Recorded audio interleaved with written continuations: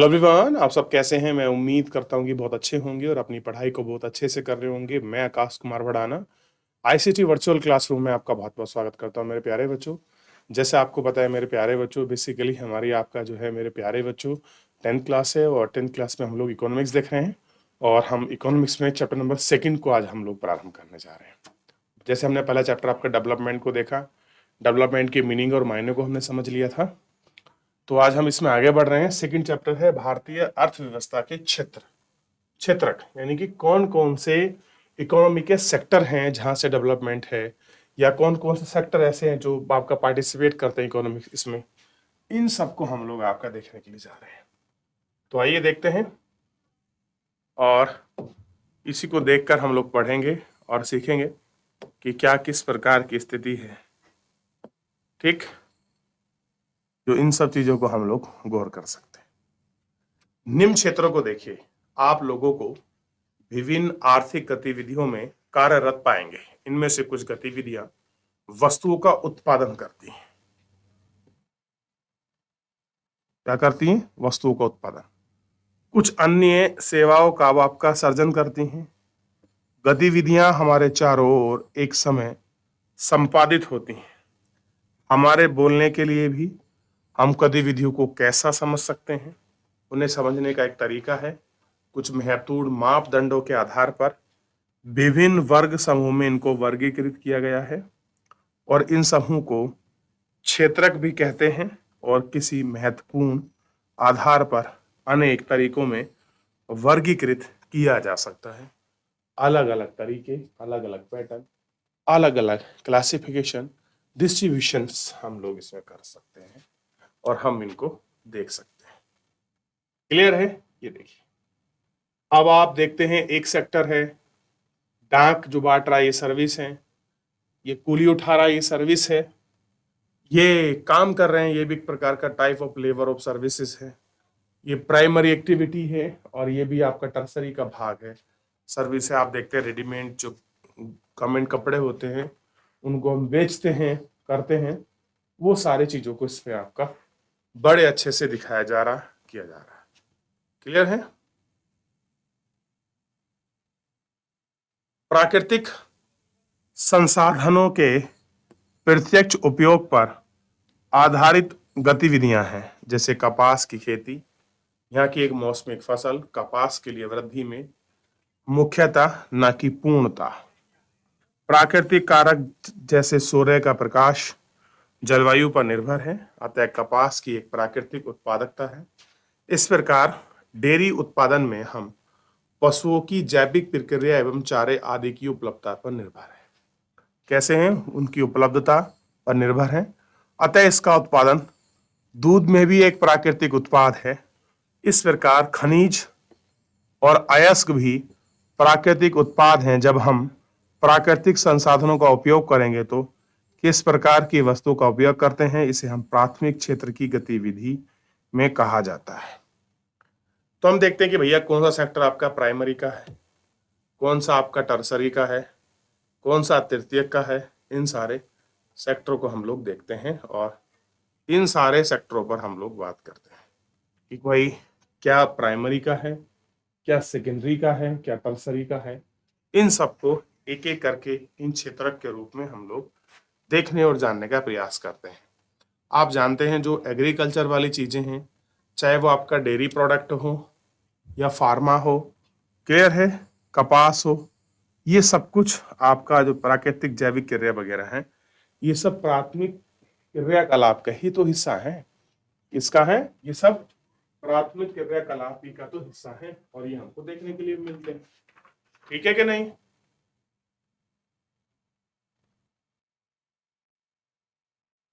प्राथमिक क्षेत्र क्यों? क्योंकि इनमें उन सभी उत्पाद का आधार है जिनमें हम क्रम से निर्मित करते हैं। क्योंकि अधिकांश प्राकृतिक उत्पाद कृषि, डेयरी, मत्स्यन, वनों से प्राप्त करते हैं, इसलिए इन क्षेत्र को भी कृषि क्षेत्र और सहायक क्षेत्र भी कहा जाता है। क्लियर है?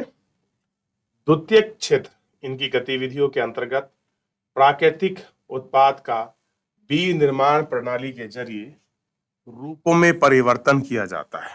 प्राथमिक क्षेत्रों में के बाद अलग अलग कदम हैं। वस्तुएं सीधे प्राकृतिक उत्पादित नहीं होती हैं, उन्हें बल्कि निर्मित किया जाता है। इस निर्माण की प्रक्रिया अपरिहार्य है। प्राकृतिक कारखानों जैसे कार्यशाला घर में हो सकती है। जैसे कपास के पौधों से प्राप्त रेशे का उपयोग हम कर सकते हैं सूत कातने, कपड़ा बुनने। कच्चा गन्ना के माल के रूप में उपयोग कर हम गुड़ और चीनी को तैयार करते हैं। तो भाई जो कच्चा माल गन्ना चीनी से तैयार करते हैं, मिट्टी से बनी ईंट बनाते हैं, ईंट से घर, घर से भवन। और चूंकि हमारे क्षेत्र में संबंधित इस प्रकार का उपभोग जुड़ा है, इसलिए औद्योगिक क्षेत्र भी कहा जाता है। तो ये क्या है? सब औद्योगिक क्षेत्र है। भैया आप कोई ईंट वगैरह बना रहे हैं, उससे घर बना रहे हैं, तो प्राइमरी क्षेत्र से हम सेकेंडरी क्षेत्र में आ रहे हैं। तो क्लियर होना चाहिए प्राइमरी क्षेत्र। देखिए बेसिकली आप 3 सेक्टर को पढ़ेंगे, लेकिन 12th में आप 5th सेक्टर तक जाएंगे, लेकिन हम 3 पर ध्यान देते हैं, प्राइमरी, सेकेंडरी और टर्सरी, यानी कि प्राथमिक, द्वितीयक और तृतीयक। प्राथमिक क्रियाओं के अंतर्गत हम लोग कृषि, यानी कि कृषि से बेस आधारित चीजें, जैसे कृषि करना है और क्या, और उसमें मत्स्य करना है, पशुपालन करना है, खनन करना है। तो ये सारी जो भी एक्टिविटी है बेस ऑन एग्रीकल्चर या टाइप ऑफ लैंड पर डिपेंडेंसी है, उनको हम कहेंगे कि भाई ये हमारे प्राइमरी एग्रीकल्चर का पार्ट है। प्राथमिक जो क्षेत्र है ये उसका हिस्सा है, ये उसका भाग है प्राइमरी एग्रीकल्चर का। क्लियर है? ध्यान रहेगा इतना। तो हम उसको प्राथमिक एक्टिविटी। सेकेंडरी एक्टिविटी में क्या है? जब कोई हम कोई चीज मैन्युफैक्चर कर रहे हैं, हम कोई चीज का प्रोडक्शन कर रहे हैं, हम कोई चीज बना रहे हैं, तो जब कोई हम कोई चीज बना रहे हैं या हम किसी का प्रोडक्शन कर रहे हैं, तो वो चीज क्या है? तो बेटा वही चीज आपका सेकेंडरी, सॉरी हाँ, सेकेंडरी एक्टिविटी का हिस्सा है। जैसे हमने लोहा का खनन किया तो प्राइमरी होगा खनन करना। लोहे से हमने एक सीट बना दी, या हमने लोहा बनाया उससे कार बना दी। अब हमने कॉटन उगाया, वो प्राइमरी का था। कॉटन से हमने धागा बना दिया, और धागा आपका सेकेंडरी। फिर शर्ट बना दिया, वो आपका, वो भी सेकेंडरी। और शर्ट बनाकर बेच दिया, तो शर्ट बनाकर जो बेचा वो आपका तृतीयक क्षेत्र में। द्वितीय कहां तक आया? शर्ट बनाने तक, क्योंकि हमने किस चीज का प्रोडक्शन करा, प्राइमरी एग्रीकल्चर के बेसिस पर।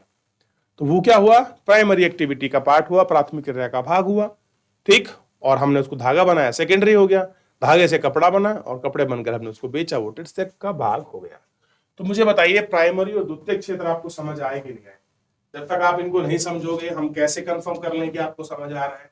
आप इन चीजों को समझोगे, बड़ा इंपॉर्टेंट है, इसको थोड़ा सा गौर करके आपको देखना है।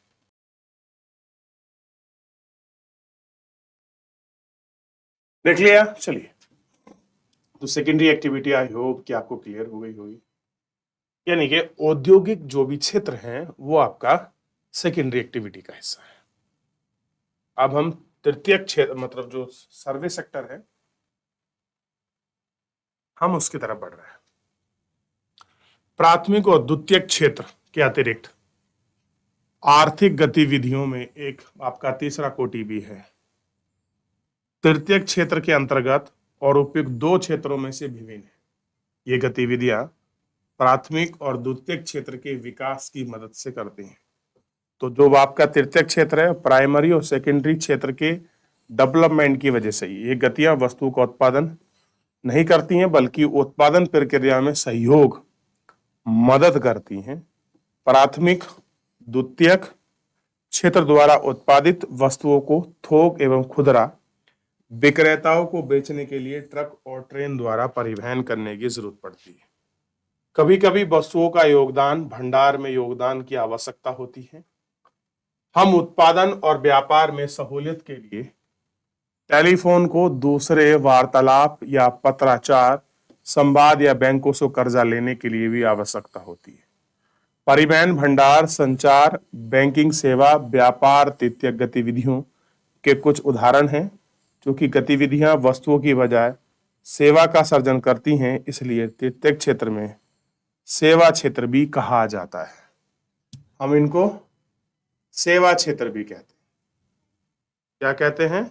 हम इनको सेवा क्षेत्र भी कहते हैं। और सेवा क्षेत्र के रूप में भी आपका देखा जाता है।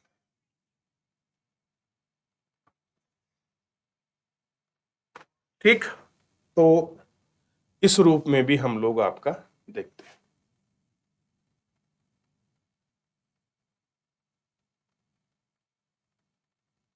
देख लिया और इनको देखने का प्रयास किया। अब आप थोड़ा समझिए, देखिए कितना अच्छे समझाया गया है कि जो प्राथमिक क्षेत्र है ये खाने वाली फसल, जीव जंतु, कोल और पेड़ पौधों को हमने प्राइमरी में रखा है। प्राकृतिक उत्पादित वस्तुएं ही क्या है, आपका प्राथमिक एक्टिविटी है, प्राथमिक क्रियाओं का हिस्सा के रूप में हमने उनको देख लिया है। ऐसे देख लिया है, प्राथमिक क्रियाओं के हिस्से के रूप में हमने देख लिया। अब ऐसे ही देखिए द्वितीय क्षेत्र को, कुछ ना कुछ कपड़ा बना दिया, कुछ बना दिया, जूता बना दिया, कार या कुर्सी, यानी कि कुछ ना कुछ भी निर्मित वस्तुएं अगर हम कर रहे हैं तो द्वितीयक क्षेत्र के भाग के अंतर्गत उनको रखा जाता है। उनको देखते हैं हम लोग, आगे बढ़िए। सेवा, अब ऐसे ही तृतीय क्षेत्र है। तृतीय क्षेत्र में आप देखेंगे सामान एक स्थान से दूसरे स्थान पहुंचाना, टेलीफोन सुविधा, कुछ चीज बेचना, लेना, खरीदना, कंप्यूटर, अन्य चीजें, ये सब टर्सरी में आती है। मैं आपको पढ़ा रहा हूं, ये तृतीय क्षेत्र का भाग है। डॉक्टर आपको दवाई देता है, ये तृतीय क्षेत्र का भाग है। आप होटल में जाके खाना खाते हैं, बदले में पैसा पे करते हैं, ये टर्सरी का भाग है, तृतीय क्षेत्र का भाग है। क्लियर है? तो सेवा क्षेत्र के कुछ अपरिहार्य सेवा हैं। कैसे के सेवा हैं? जो प्रत्यक्ष रूप से वस्तुओं के उत्पादन की सहायता नहीं करती हैं, जैसे शिक्षकों, डॉक्टरों, धोबी, नाई, मोची, वकील जैसे व्यक्तिगत सेवा उपलब्ध करने के लिए प्रशासकीय एवं लेखाकार कार्य करने के लिए आवश्यकता होती है। वर्तमान समय में प्रौद्योगिकी पर आधारित कुछ नवीन सेवाएं जैसे internet cafe, ATM booth, call centre, software, ये सब आपकी चीजें महत्वपूर्ण रूप से हमको दिखाई देती है। ऐसा है, महत्वपूर्ण रूप से दिखाई देती हैं और हम इनको देखते हैं कि भाई ये आखिर में किस प्रकार के सेक्टर हैं, किस प्रकार से इनको हम देख रहे हैं, कैसे कैसे चीजें आपकी डेवलपमेंट प्रोसेस प्रोटिट हैं, इन सबको हमको देखना चाहिए। क्लियर है? तो इतना कुछ हम इसमें देख रहे हैं, सीख रहे हैं और बात कर रहे हैं। अब तालिका 2.1 आर्थिक गतिविधि की उदाहरण, जो आर्थिक गतिविधि है उसके क्या उदाहरण हैं, क्या एग्जाम्पल है, हम इनको देखें। कल्पना करें यदि किसी चीनी मिल को गन्ना देने से इनकार कर दें तो क्या होगा? मिल बंद हो जाएगी।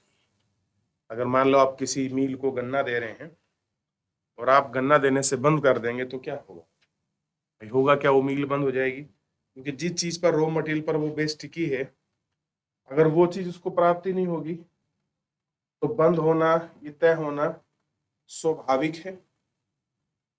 कैसा है? स्वाभाविक है।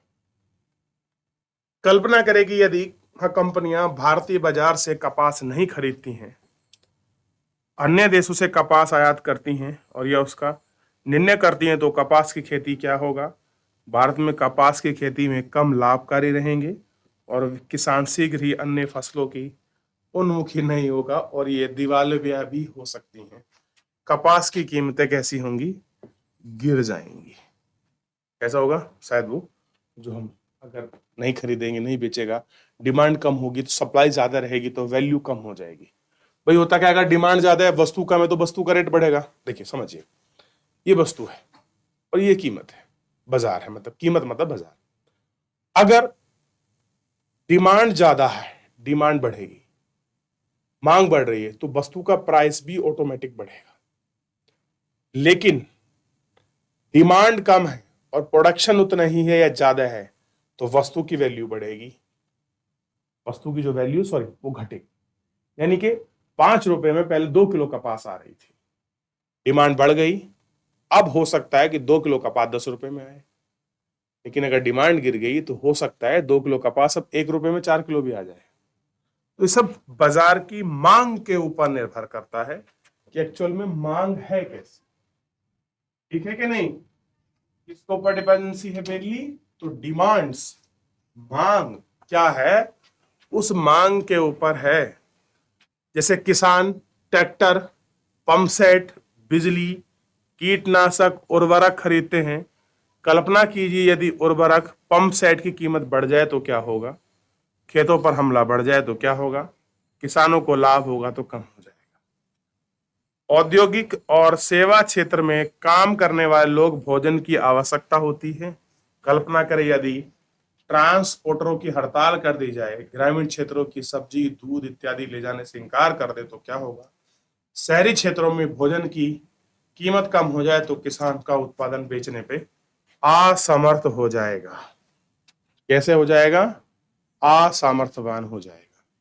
तो इन सब चीजों को हम लोग बड़े अच्छे से देखकर सोचकर हम समझ सकते हैं कि कैसे कैसे ये सारी चीजें हैं, कैसे हम इनको समझ सकते हैं। और विभिन्न क्षेत्रों के परस्पर निर्भरता को देखते हुए उपयुक्त चीजों पर दर्जी, बुनाई, ये सारी चीजें आप देखेंगे कैसे कैसे निभा रहे हैं। अब ये कुछ पैराग्राफ दिए गए हैं। इन व्यवसाय में प्राथमिक, द्वितीयक और तृतीयक क्षेत्र का विभाजन कीजिए। इंपॉर्टेंट यही है कि ढूंढ लो कौन सा प्राइमरी का है। देखिए, जो प्राइमरी का हो उसके आगे 1 लिख दीजिए, जो सेकेंडरी का उसके आगे 2 लिख दीजिए, और जो आपका टर्सरी का है उसके आगे 3 लिख दीजिए। तो मुझे क्लियर हो जाएगा कि भाई आपको प्राइमरी की चीजें, सेकेंडरी और टर्सरी की चीजों का आपको क्लासिफिकेशन अच्छे से आता है या आ चुका है, क्या है उसमें वो आप उसको अच्छे से कर पाएंगे, समझ पाएंगे, आप उसको देख पाएंगे। अब देखिए आगे देखें, दर्जी है, कुछ भी निर्माण कर रहा है, सेकेंडरी। टोकरी बना रहा है, प्राइमरी का ही हिस्सा है, लेकिन कुछ मैन्युफैक्चर की है, तीसरी। फूलों खेती का दूध विक्रेता, थर्ड। मछुआरा, फर्स्ट। पुजारी, थर्ड। करियर पहुंचाने वाला, थर्ड। दिया सलाई कारखाना, सेकंड। महाजन, व्यापारी कुछ पैसा दे रहा है, व्यापार कर रहा है, तो थर्ड। माली, प्राइमरी का एग्रीकल्चर है, कुम्हार सेकंड। मधुपालक, अंतरिक्ष यात्री थर्ड। Call centre third.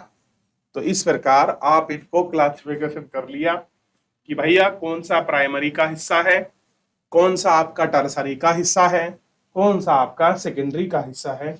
इन सारे हिस्सों को आपने एक एक करके गौर करके आपने देख लिया और जानने का प्रयास किया कौन सा प्राइमरी और सेकेंडरी का हिस्सा है।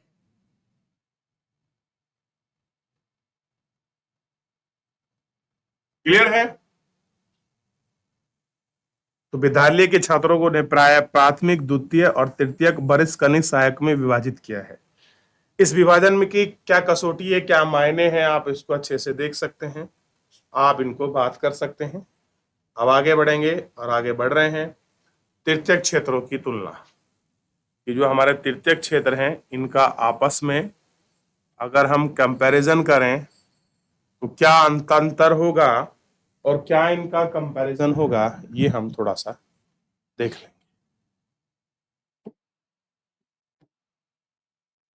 प्राथमिक, द्वितीयक और तृतीयक क्षेत्र के उत्पादन कार्यों से काफी अधिक मात्रा में वस्तुओं और सेवा का उत्पादन होता है। इसके साथ ही इन क्षेत्र में काफी अधिक संख्या में लोग सेवा और उत्पादन क्षेत्र के लिए काम करते हैं। अगले चरण में यह देखा गया है कि प्रत्येक क्षेत्र में कितनी वस्तु और सेवा उत्पादित होती है और कितने लोग उन क्षेत्र में काम करते हैं। किसी अर्थव्यवस्था में कुल उत्पादन और रोजगार की दृष्टि से एक या एक से अधिक क्षेत्र प्रधान हैं, जबकि इनमें अपेक्षित छोटे आकार के होते हैं। कैसे होते हैं, अपेक्षाकृत, इन सब में इन चीजों को हम बड़े छोटे आकार में।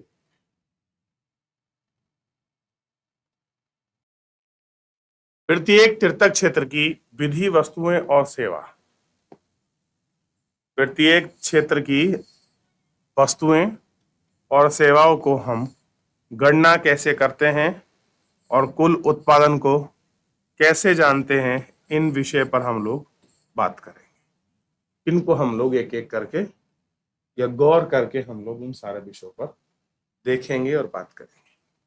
आप सोचते होंगे कि हजारों की संख्या में उत्पादित वस्तुओं और सेवाओं की गणना करना असंभव कार्य है। यह ना उठने का बेहतर कार्य है, बल्कि आश्चर्यचकित भी होंगे कि हम करोड़ कंप्यूटरों और किलो और फर्नीचरों की संख्या का योग कैसे करते हैं। यह अत्यंत बेतुकी बात है। आप बिल्कुल सही सोचते हैं कि इस समय साधन की अर्थशास्त्रियों का सुझाव है कि वस्तुओं और सेवाओं की वास्तविक संख्या का योग करना, स्थान पर उनके मूल्य का योग किया जाना है। यदि हम 1000 किलो से गेहूं को 20 रुपए किलो गिराए की दर से बेचते हैं तो मूल्य 2 लाख होगा। 15,000 रुपए प्रति नारियल बेचते हैं तो 500 नारियल, 5,000 नारियल 75,000 के होंगे। तो इसी प्रकार तीनों प्रकार के वस्तु की मूल्य की गणना करने के बाद उनका योगफल, यानी कि प्राइमरी की कोई एक वस्तु जैसे गेहूं ले लिया 20 रुपए प्रति किलो, फिर 15 किलो आपका नारियल ले लिया, उसको बनाया, कुछ बेचा, उनका रेट मल्टीप्लाई कर कर ही हमको यह गणना दिखाई गई। अब देखिए, जैसे उन्हें कह रहे हैं कि यदि आपने 1000 किलो 10,000 किलो गेहूं लिया 20 रुपए की प्रति किलो की दर से, फिर उसको बेचा, गेहूं का मूल्य आपको दिखा दिया इतने रुपए के हिसाब से, फिर आपने 5,000 नारियल का मूल्य आपने 15 के हिसाब 15 पंजे 75,000 रुपए के आपके नारियल हो गए। तो इस प्रकार में तीनों क्षेत्र का जो कैलकुलेशन है वो आपने किया। क्लियर है? तो मेरे प्यारे बच्चों, फिलहाल अभी इस लेक्चर में इतना ही। मिलेंगे अभी नेक्स्ट लेक्चर में हम लोग, तब तक इसको रिवीजन करिए। मिलते हैं अभी ब्रेक के बाद।